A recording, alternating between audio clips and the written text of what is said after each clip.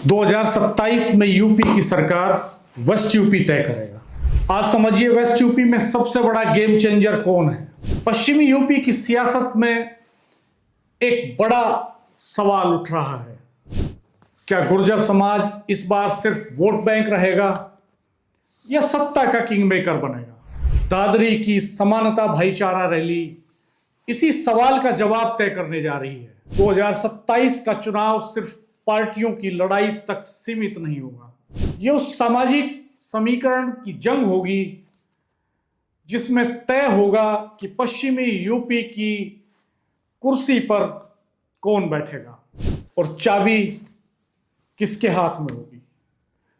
इस बार नजरें सीधे गुर्जर समाज पर हैं। दादरी की यह रैली सिर्फ एक भीड़ नहीं बल्कि पश्चिमी यूपी की सियासत का नया समीकरण होगी जो आने वाले 2027 के चुनावों का पूरा खेल बदल सकती है। अब यह लड़ाई सिर्फ दलों की नहीं, समाजों के संतुलन की है और इस संतुलन में अगर गुर्जर झुक गए या पीछे हट गए तो सत्ता की तस्वीर भी बदल जाएगी। जिस पश्चिमी यूपी की राजनीति में कभी अजगर समीकरण चलता था, वहां अब राजनीति का एक नया केंद्र उभर रहा है और वो है दादरी की रैली जो 2027 का रास्ता तय करेगी। और ये 2027 का रास्ता अब सिर्फ नारों से नहीं, जातीय समीकरणों से तय होगा। और इस बार सबसे बड़ा सवाल है कि कौन सा समाज इस सत्ता की चाबी अपने हाथ में रखे। नमस्कार, आप देख रहे हैं सियासी पंचायत और मैं हूं डॉक्टर रविंद्र राणा। कल उत्तर प्रदेश के पूर्व मुख्यमंत्री अखिलेश यादव गौतम बुद्ध नगर के दादरी में भाईचारा रैली, समानता भाईचारा रैली करने जा रहे हैं। ये जो रैली है सिर्फ एक राजनीतिक कार्यक्रम नहीं है। अगर इसको इस तरह से देखेंगे तो ये एक अधूरा आकलन होगा। दरअसल ये पश्चिमी उत्तर प्रदेश की जो बदलती जातीय राजनीति है उसका एक रिफ्लेक्शन है, उसका एक संकेत है। अखिलेश यादव सामाजिक समीकरण को नए सिरे से गढ़ने की कोशिश कर रहे हैं और इस समीकरण के केंद्र में है पश्चिमी उत्तर प्रदेश के गुर्जर। पश्चिमी उत्तर प्रदेश की सियासत लंबे समय तक अजगर और मुस्लिम समीकरण के दायरे में रही है, यानी अजगर यानी अहीर, जाट, गुर्जर, राजपूत और इसके साथ मुस्लिम्स का कॉम्बिनेशन। पूरे पश्चिम उत्तर प्रदेश की पॉलिटिक्स एक लंबे वक्त तक इसी के इर्द गिर्द घूमती रही। 2013 के मुजफ्फरनगर दंगे के बाद यह राजनीति तेजी से धार्मिक ध्रुवीकरण पर आकर के टिक गई। लेकिन जब 2027 के विधानसभा चुनाव अब करीब आते जा रहे हैं, तब एक बार फिर से पश्चिमी उत्तर प्रदेश की जो पॉलिटिक्स है वो कास्ट इक्वेशंस के इर्द गिर्द, सोशल इंजीनियरिंग के इर्द गिर्द, जातीय संतुलन के इर्द गिर्द लौटती हुई दिखाई दे रही है। यही कोशिश है अखिलेश यादव की और वो पश्चिमी उत्तर प्रदेश ही नहीं, पूरे उत्तर प्रदेश में पीडीए का फॉर्मूला बनाने के लिए निकले हुए हैं। आज की स्थिति में पश्चिम उत्तर प्रदेश की राजनीति को समझने के लिए भारतीय जनता पार्टी, राष्ट्रीय लोकदल और समाजवादी पार्टी, इन तीनों की रणनीति को साथ में देखना होगा, तभी एक मुकम्मल तस्वीर हमारे सामने आ पाएगी। एक और महत्वपूर्ण पहलू है दलित पॉलिटिक्स का, उस पर भी बात करेंगे, लेकिन वो अभी बसपा सुप्रीमो मायावती और आसपा के सुप्रीमो चंद्रशेखर आजाद के बीच सिमटी हुई है। दरअसल जयंत चौधरी के नेतृत्व में जब से भारतीय जनता पार्टी के साथ उनका गठबंधन हुआ, उनकी पार्टी का, आरएलडी का, तब से इक्वेशंस यहां पर तेजी से बदले हैं। पिछले लोकसभा चुनाव की बात करें तो 2 सीटें आरएलडी को मिली, बिजनौर और बागपत, जिसमें से उन्होंने बिजनौर सीट से गुर्जर प्रत्याशी चंदन चौहान को मैदान में उतारा और बागपत से जाट प्रत्याशी को मौका दिया। विधानसभा चुनाव में भी उन्होंने खतौली सीट से मदन भैया को 2022 में जीत दिलाई और इससे पहले भी जब आरएलडी बीजेपी के साथ नहीं थी, समाजवादी पार्टी के साथ थी, तब भी खतौली उपचुनाव में मदन भैया जीतकर विधानसभा पहुंचे थे। मेरठ की बात करें तो मेरठ के सरधना में समाजवादी पार्टी के नेता अतुल प्रधान की जीत के पीछे आरएलडी के कोर वोट बैंक की एक बड़ी महत्वपूर्ण भूमिका रही थी और यहां पर बीजेपी के संगीत सोम को हार का सामना करना पड़ा था। वो 2 बार के विधायक थे लगातार। अब आरएलडी भाजपा गठबंधन में अपनी हिस्सेदारी बढ़ाने के लिए दबाव बना रही है। हाल में ही पार्टी ने हाल ही में पार्टी में जो पूर्व सांसद केसी त्यागी आए हैं, उन्होंने साफ तौर पर कहा कि जयंत चौधरी को जितनी ज्यादा छूट मिलेगी एनडीए के लिए उतना ही बेहतर होगा। उन्होंने इसको और इलेबोरेट करते हुए मेरे साथ एक इंटरव्यू में ये कहा कि जयंत बीजेपी के लिए जरूरी हैं और बीजेपी को उनको वेस्टर्न यूपी में फ्री हैंड देना चाहिए। इसी बदलते इक्वेशन पर अखिलेश यादव की पैनी नजर है। वो जानते हैं कि जाट वोट अगर स्थिर रूप से भाजपा के साथ चला गया तो विपक्ष के लिए स्पेस कम हो जाएगा, विपक्ष के प्रत्याशियों को मुश्किलों का सामना करना पड़ेगा, खासतौर पर पश्चिमी उत्तर प्रदेश की सीटों पर।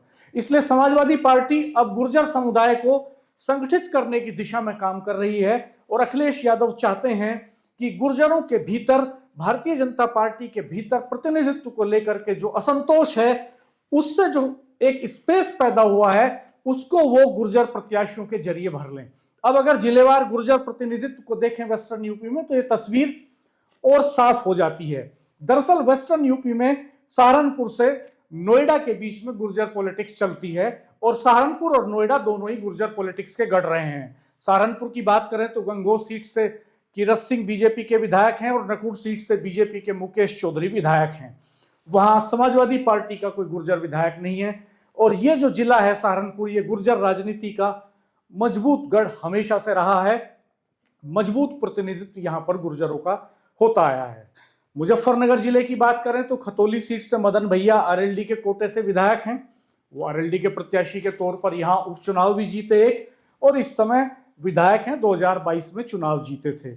मुजफ्फरनगर में मदन भैया के अलावा कोई दूसरा गुर्जर विधायक नहीं है। मेरठ की बात करें तो मेरठ के सरधना में अतुल प्रधान समाजवादी पार्टी के विधायक हैं, जबकि मेरठ दक्षिण सीट से डॉक्टर सोमेंद्र तोमर भारतीय जनता पार्टी के विधायक हैं और वो योगी सरकार में ऊर्जा राज्य मंत्री भी हैं। वर्तमान समय में डॉक्टर सोमेंद्र तोमर ही एकमात्र गुर्जर चेहरे हैं जिनको मंत्रिमंडल में जगह मिली। एक वक्त था जब पश्चिमी उत्तर प्रदेश से 4 गुर्जर नेता मंत्रिमंडल में शामिल रहते थे। गाजियाबाद की लोनी सीट की बात करें तो वहां से भारतीय जनता पार्टी के गुर्जर चेहरे नंद किशोर गुर्जर एमएलए हैं और नंद किशोर गुर्जर काफी सुर्खियों में रहते हैं। पिछले दिनों सरकार के साथ भारतीय जनता पार्टी के शीर्ष नेतृत्व के साथ भी उनके कंट्राडिक्शंस बहुत तेजी से उभरे।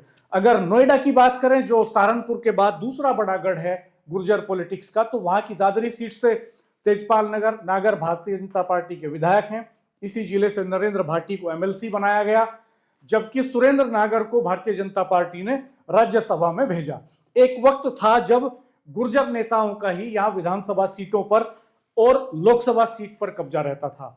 शामली की बात करें तो शामली से चौधरी वीरेंद्र सिंह भारतीय जनता पार्टी के एमएलसी हैं।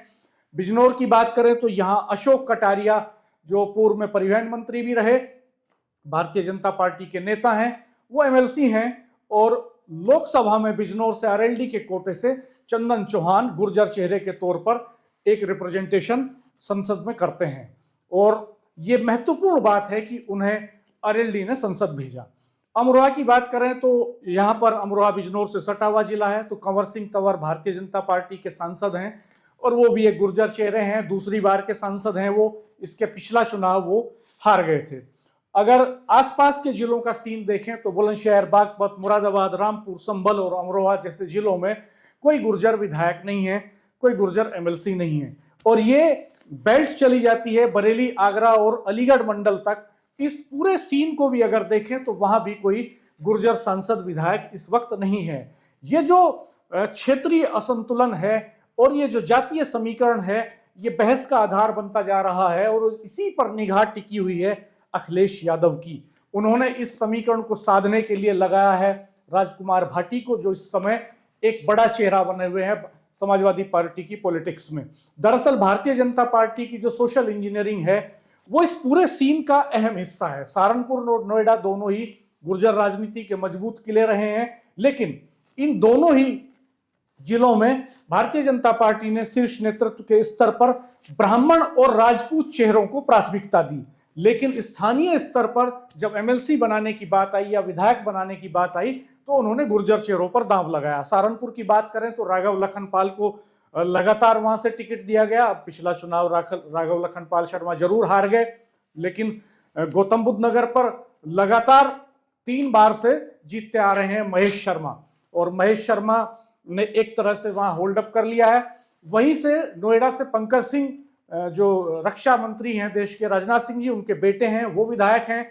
सिकंदराबाद से लक्ष्मी राज सिंह जैसे ठाकुर चेहरों को भारतीय जनता पार्टी ने वहां स्थापित किया है, यानी एक कास्ट बैलेंस बनाने की कोशिश की है। और इस संतुलन को साधने के लिए उन्होंने गुर्जर चेहरों को भी कुछ जगह दी है। लेकिन गुर्जरों में इसको लेकर के लगातार नाराजगी है। वो ये कहते हैं कि एक वक्त था जब गुर्जरों का प्रतिनिधित्व ज्यादा था और वो विधानसभा में ज्यादा रिप्रेजेंटेशन करते थे, प्रदेश की सरकार में उनकी भागीदारी ज्यादा रहती थी, जो भारतीय जनता पार्टी में नहीं मिल पा रही है। इसी स्पेस पर, इसी नाराजगी पर समाजवादी पार्टी के मुखिया अखिलेश यादव की निगाह है। वो इस स्पेस को भांप रहे हैं और गुर्जर समुदाय को पीडीए का हिस्सा बनाने की पुरजोर कोशिश कर रहे हैं। दादरी में जो ये उनकी कल सभा होने जा रही है, उनका दावा है कि इसमें 140 सीटें जो उत्तर प्रदेश की हैं, उनमें जो गुर्जर समुदाय के लोग रहते हैं। राजकुमार भाटी ने ये क्लेम किया है, उसके बाद सनसनी पैदा कर दी। हालांकि ये क्लेम कितना सच है ये एक अलग पहलू है, लेकिन वो ये दावा करते हैं कि 140 सीटें ऐसी हैं बेहट से लेकर के और पूर्वांचल तक जिन पर गुर्जर समुदाय के लोग रहते हैं, उनकी भागीदारी, उनकी संख्या कम ज्यादा हो सकती है। तो इसलिए राजकुमार भाटी जिस तरह की लॉबिंग इस वक्त कर रहे हैं लंबे समय से, और जिस तरह से अखिलेश यादव ने खुला मैदान खेलने के लिए उन्हें दिया है, ये लगभग तय हो गया है कि इसमें वो निश्चित तौर पर किसी सदन में जाएंगे। हालांकि वो चुनाव लड़ने से इनकार कर चुके हैं, लेकिन विधान परिषद या राज्यसभा का रास्ता उनके लिए खुल सकता है। दरअसल ये जो 27 का चुनाव है, ये ध्रुवीकरण के आधार पर नहीं, जातीय समीकरणों के आधार पर होने के आसार पश्चिमी उत्तर प्रदेश में बन रहे हैं और इसमें गुर्जर समुदाय एक महत्वपूर्ण भूमिका निभा सकता है। दादरी की जो रैली है उसी बदलाव की शुरुआत है, जहां से ये तय होगा कि गुर्जर राजनीति किस दिशा में जाएगी। क्या गुर्जर एकमुश्त भारतीय जनता पार्टी के साथ चला जाएगा या वो एकमुश्त समाजवादी पार्टी के साथ चला जाएगा? सत्ता का रास्ता गुर्जर किसके लिए खोलेंगे? क्या जहां गुर्जर कैंडिडेट होगा वहां वो दल नहीं देखेंगे, कैंडिडेट को लेकर के अपनी कास्ट के कैंडिडेट के साथ चले जाएंगे? ये बहस तेजी से चल रही है। दरअसल गुर्जर पॉलिटिक्स का जो ट्रेंड रहा है अतीत में, वो रहा भी यही है कि वो अपने कैंडिडेट को वोट करते रहे हैं, पार्टी चाहे जो हो। लेकिन हाल के दिनों में भारतीय जनता पार्टी के भीतर गुर्जर नेताओं की जो नाराजगी पनपी, उसी स्पेस को भरना चाहते हैं अखिलेश यादव, इसलिए वो तरजीह दे सकते हैं टिकट वितरण में भी गुर्जरों को। कल जुटने वाली भीड़, वहां जुटने वाली तादाद, भीड़ का पल्स ये तय करेगा कि गुर्जर पॉलिटिक्स वेस्टर्न यूपी में किस दिशा में जाएगी। लेकिन अतीत में अगर हम देखें, पिछले कुछ सालों के वेस्टर्न यूपी के इलेक्शंस के ट्रेंड्स को देखें, तो जो जातियां ज्यादा लामबद्ध होकर के चुनाव के पहले मुखर हो जाती हैं, उनका प्रतिनिधित्व निश्चित तौर पर बढ़ता रहा है और जाट इसमें एक बड़ी निर्णायक भूमिका निभाते रहे हैं। वो एक हर एक इलेक्शन के पहले, वो विधानसभा चुनाव हो या लोकसभा चुनाव हो, विशाल रैलियां अलग अलग मुद्दों पर, चाहे जाट आरक्षण का सवाल हो, चाहे उनके दूसरे मसले हैं, उनको लेकर के करते रहे हैं। कल ही वेस्टर्न यूपी में एक और बड़ी हलचल ये है कि महाराजा सूरजमल को लेकर के मुजफ्फरनगर और मेरठ के बॉर्डर पर सकोती गांव में एक जाटों की सभा होने जा रही है, जिसमें ये कहा जा रहा है, हालांकि उसकी जो आयोजक है वो इंटरनेशनल जाट पार्लियामेंट है और इंटरनेशनल जाट पार्लियामेंट के साथ खड़े हुए हैं बीजेपी के तमाम नेता। डॉक्टर संजीव बालियान जो केंद्रीय मंत्री रहे, जो 2 बार के मुजफ्फरनगर के सांसद रहे, और उनके साथ मेरठ जिले के भी कई बड़े नेता, यूपी सरकार में दर्जा प्राप्त मंत्री चौधरी यशवीर सिंह हो, चाहे मनिंदर पाल सिंह हो, ये जमीन पर काम करते हुए उस सभा के लिए दिखाई दे रहे हैं। तो ऐसे में कल वहां भी एक गैदरिंग होगी और एक गैदरिंग दूसरे छोर पर होगी नोएडा में गुर्जरों की। तो वेस्टर्न यूपी कल बहुत हॉट रहने वाला है। और आज प्रधानमंत्री मोदी जेवर में थे, तो जेवर से उन्होंने समाजवादी पार्टी पर निशाना साधा और कहा कि जेवर में उन्होंने ये कहा, हमला करते हुए समाजवादी पार्टी पर, कि समाजवादी पार्टी के नेता नोएडा से उनकी सरकार में लूट का एटीएम चलाते थे। इस तरह के आरोप लगाए और ये भी कहा कि वो अंधविश्वास के चलते उनके मुख्यमंत्री यहां नहीं आते थे। ये आने वाले समय में तय होगा कि किस तरफ पॉलिटिकल नैरेटिव सेट होता है, लेकिन फिलहाल वेस्टर्न यूपी बहुत हॉट होता जा रहा है। जैसे जैसे तापमान बढ़ना शुरू हुआ है, वैसे वैसे सियासत का तापमान भी अब यहाँ तेजी से बढ़ रहा है। कल भी हम दोनों कार्यक्रमों का एनालिसिस करेंगे। हमारे चैनल को देखते रहिएगा, सब्सक्राइब कीजिएगा, बेल आइकन प्रेस कर दीजिएगा और सियासी पंचायत के वीडियोस को मित्रों के साथ शेयर करना मत भूलिएगा। अगर आप समझते हैं कि गुर्जर पॉलिटिक्स को लेकर के हम और डीप एनालिसिस में जाएं तो वो भी कमेंट बॉक्स में जरूर बताइएगा। और आप वेस्टर्न यूपी की गुर्जर पॉलिटिक्स को किस तरह से इस समय देख रहे हैं, इस पर अपनी राय जाहिर जरूर कीजिएगा। हमारे साथ बने रहिएगा। धन्यवाद, नमस्कार।